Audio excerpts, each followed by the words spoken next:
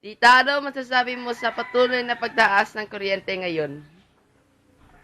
Yung masabi ko ba, di nagagalit tayo. Galit tayo sa napukor. Oh. Kasi, kooperatiba tayo eh, inikuan. Ang inikuan, bumibili naman yan ng kuryente sa napukor eh. Pag mataas ang singil ng napukor, pataasa naman ang inikuyan singil sa mga consumer. Eh, ano magagawa natin? Magpaputol tayo?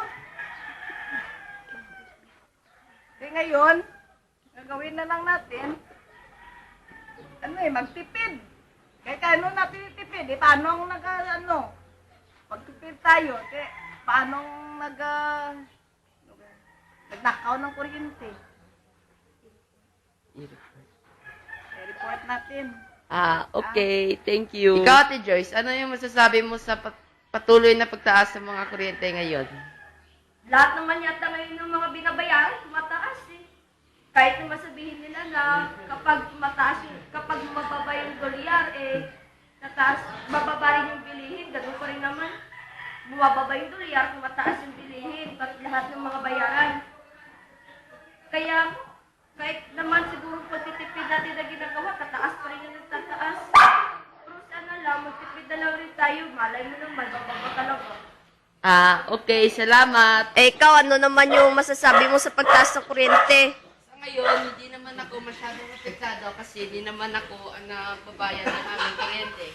Pero ang tanging matutulong ko lang sa aking mga magulang ay tipirin ang mga nagagamit aming kuryente. Magdodota ka pa rin ba? Hindi na. We! Lo, ano ang reaksyon mo sa pagtaas ng yapon ka mga bill ta?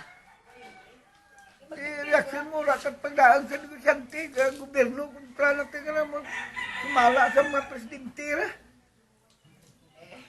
Ha?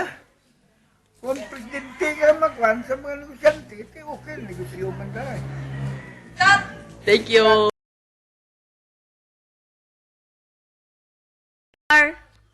Ano reaksyon mo sa pagtaas ng kuryente? Very inspiring.